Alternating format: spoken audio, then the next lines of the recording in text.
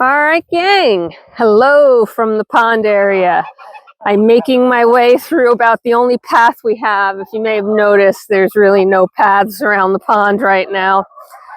And I wanted to show you something.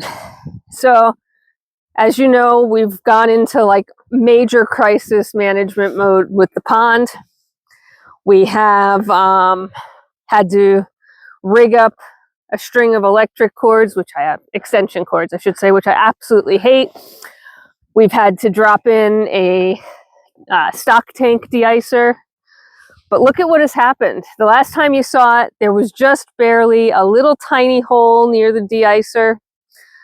Now look. So I think we're going to make it. I do think we're going to make it. I don't think I'm going to have to go out on the ice and bust it up anymore. This is not the ideal situation, of course, and it's certainly the first time we've ever had to do it this way, but we got it done. So the deicer worked enough to thin out the ice, and that's really what it did. It didn't necessarily, look, they can swim. One duck at a time, but they can swim.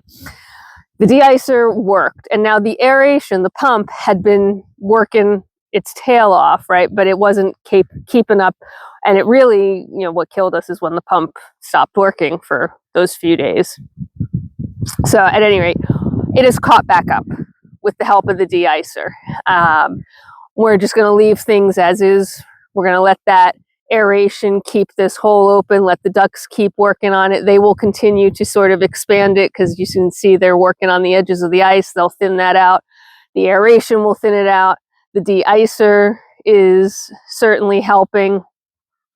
It's a stock tank deicer, right? It's not rated to be able to handle the size of our pond, but it is clearly able to handle just a little enough to let our ducks have a swim. I haven't seen them swim in a week, so they're happy. It's clear to me that nobody is desperate for water anymore, like they were a couple of days where, I had to come out here and bash some holes, and they were all kind of standing by waiting to get in.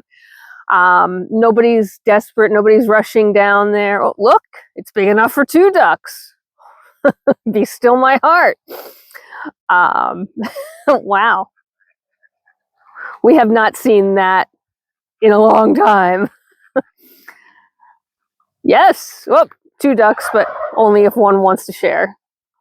And, the interesting thing, right, is that they are actually full on bathing in it.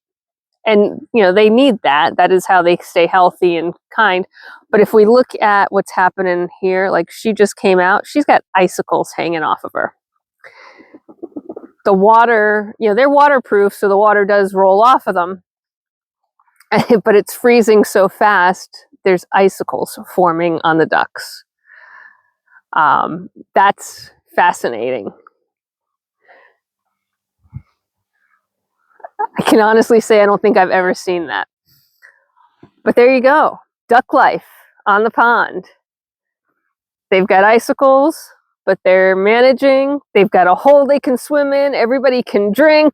Life is good here at the pond, other than the fact that I can't walk around it.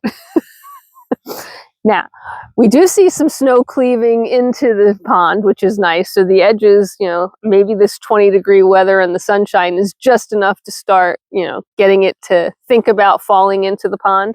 And I mentioned the last time I was out here that is the plan, right? As soon as this stuff is not solid ice like it is here, I mean, just look at this. It's like freaking Alaska. But as soon as it's not like this, and we can move the snow, we're going to move as much as we can into the pond because the pond levels are really low right now. And if we can use the snow melt to fill it in, that is what we'll do. So a little bit shorter video, but a much happier video. And I hope you all believe that it's as good news as I believe it is. We have ducks that are swimming. We have a hole in the ice that I didn't have to make. So I'm calling this a win. I hope you guys are having a fantastic day wherever you are in the world. Take care of yourselves, take care of each other, and, do a little preening like the ducks. Bye for now.